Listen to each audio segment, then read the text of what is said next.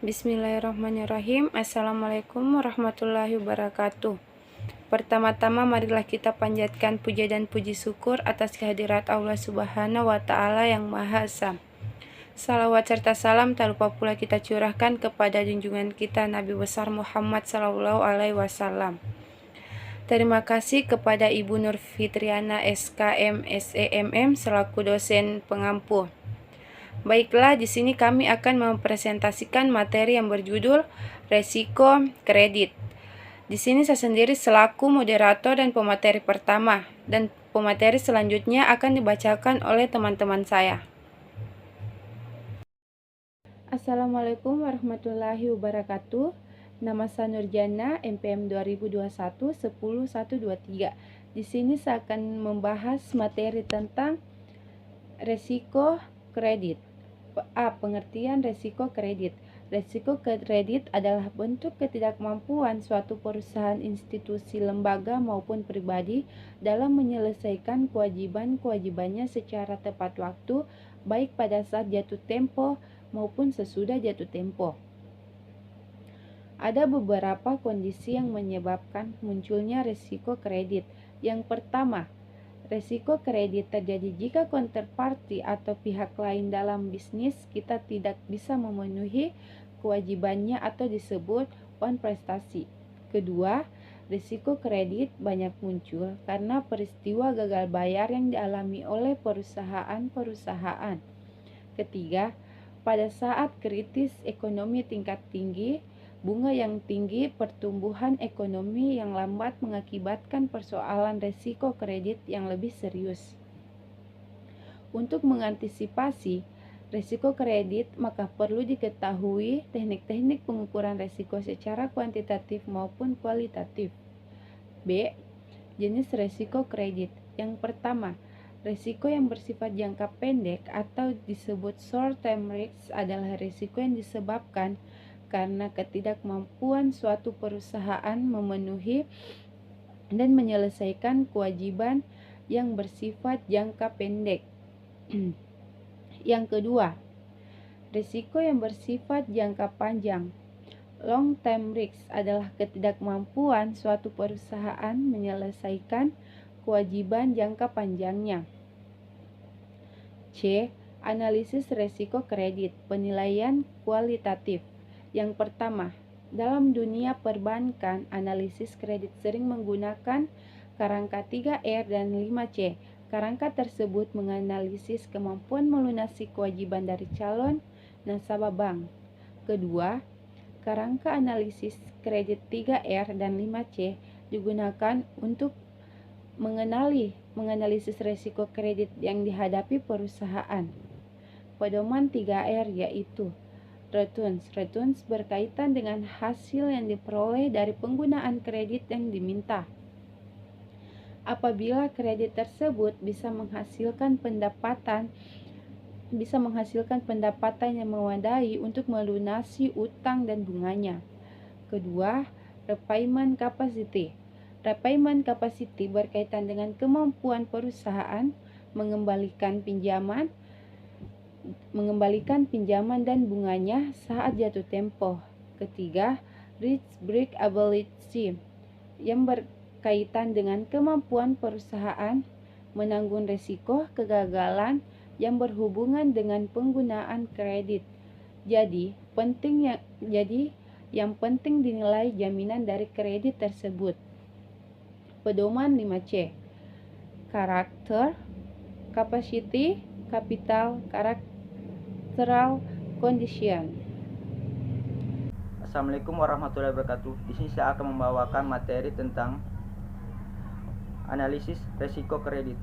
Yang pertama, hal-hal yang terkait dengan penilaian kuantitatif. A. Perusahaan atau bahkan negara yang akan mengeluarkan surat hutang jangka panjang dan jangka pendek biasanya akan dirating oleh perusahaan yang ada di Indonesia. Selanjutnya, rating tersebut menunjukkan risiko perusahaan.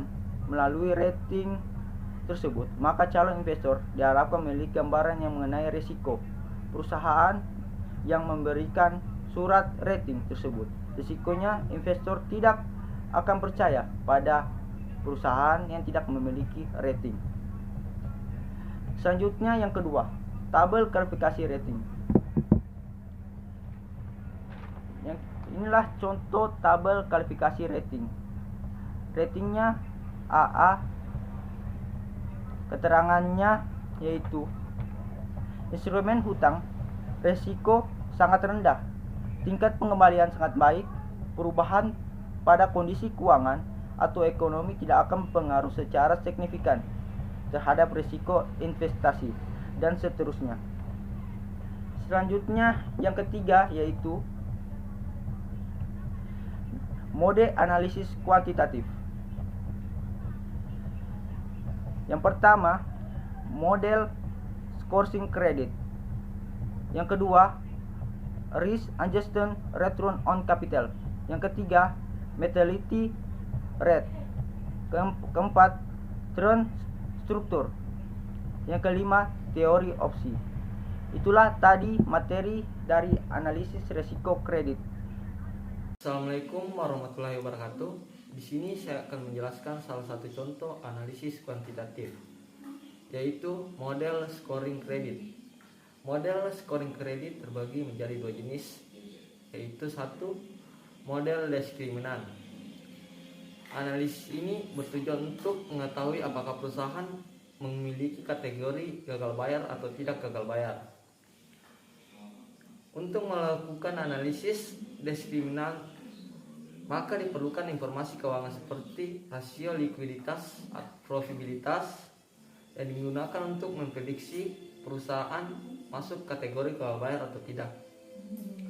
Tahap pertama analisis adalah mengestimasi persamaan diskriminan, yaitu dengan menggunakan variabel dependen sebagai variabel gagal bayar atau tidak, dan menggunakan rasio keuangan sebagai variabel independen. Contoh analisis diskriminan. Ini adalah contoh analisis diskriminan untuk perusahaan publik. Z sama dengan 1,2 X1 tambah 1,42 X2 tambah 3,3 X3 tambah 0,6 X4 tambah 1,0 X5. X1 yaitu rasio modal kerja, X2 yaitu rasio laba ditahan, X3 yaitu rasio EBIT, X4 yaitu rasio nilai pasar atau nilai buku saham, X5 yaitu rasio penjualan. Setelah fungsi diskriminan destimasi, maka tahap berikutnya adalah menggunakan fungsi untuk memprediksi kegagalan bayar. Model ini tadi digunakan untuk perusahaan publik, sedangkan untuk model perusahaan non-publik dibuat model baru, yaitu sebagai berikut. Ini adalah model contoh untuk perusahaan non-publik. Z sama dengan 0,7 X1 tambah 0,847 X2 tambah 3,107 X3 tambah 0,420 X4 tambah 0,998 X5. X4 yaitu rasio nilai buku saham prefen tambah biasa atau nilai buku total hutang. Assalamualaikum warahmatullahi wabarakatuh.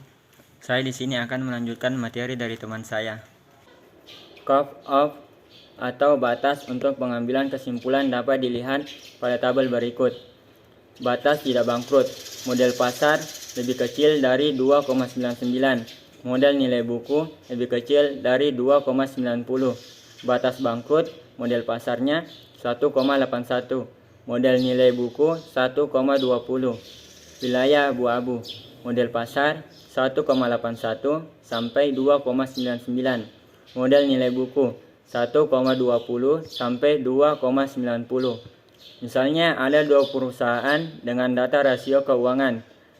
Contohnya rasio modal kerja atau total aset. Perusahaan A 0,25, perusahaan B 0,005. Rasio laba ditahan atau total aset. Perusahaan A 0,1, perusahaan B 0,01. Rasio EBIT atau total aset. Perusahaan A 0,1. Perusahaan B min 0,2. Rasio nilai pasar saham atau nilai buku saham. Perusahaan A 2, perusahaan B 1,2. Rasio penjualan atau total aset. Perusahaan A 2, perusahaan B 1,25. Set A sama dengan 1,25 dikali 0,25 ditambah 1,4 dikali 0,1 ditambah 3,3 dikali 0,1 ditambah 0,6 dikali 2 ditambah 1,0 dikali 2 sama dengan 3,97. Karena menggunakan informasi harga saham maka digunakan model yang pertama. Dari hasil perhitungan di atas diprediksi bahwa perusahaan A tidak bangkrut. Bagaimana dengan perusahaan B? Model probabilitas linear. Analisis ini menentukan angka yang mencerminkan seberapa risiko gagal bayar suatu perusahaan. Misal, dari menghitung probabilitas linear menghasilkan persamaan berikut. Z sama dengan 0,2 ditambah 1,3 X1 ditambah 0,5 X2. X1 sama dengan rasio modal kerja atau total aset. X2 sama dengan rasio EBIT atau total aset. Assalamualaikum warahmatullahi wabarakatuh. Saya di sini akan melanjutkan materi dari teman saya. Kedua, RAROC. RAROC adalah membandingkan tingkat keuntungan dengan modal yang berisiko, modal yang akan terkena dampak jika debitur mengalami gagal bayar. Argumen RAROC adalah jika terjadi kerugian, maka akan dibebankan pada modal sehingga perusahaan akan menghapus sebagian modal sebagai akibat kerugian tersebut. RAROC sama dengan pendapatan dari pinjaman per tahun per modal yang berisiko dikali 100%. Ilustrasi, suatu bank sedang mengevaluasi portofolio kredit 1 miliar, bunga 9% per tahun. Modal ekonomi untuk kredit diperkirakan 7,5%. Dari nominal pinjaman misalkan, dana untuk pinjaman itu diperoleh dari deposito berjangka dengan TK bunga 6%. Dana tersebut ditambah sebagai modal yang diinvestasikan pada obligasi pemerintah dengan TK bunga 6,5%, 4,9 juta. Bank mengeluarkan biaya operasional 15 juta per tahun dan keprediksi kerugian 1% per tahun. Hitunglah RAROC. RAROC sama dengan 90 ditambah 4,9 dikurang 60 dikurang 15 dikurang 10 per 75 dikali 100% sama dengan 13,2%. Angka tersebut dibandingkan dengan keuntungan minimal 9%, maka bisa disimpulkan bahwa perusahaan tidak menghadapi risiko kerugian. Yang ketiga, mortality rate. Mortality rate menghitung persentase kebangkrutan untuk setiap rating perusahaan untuk setiap kelas tertentu.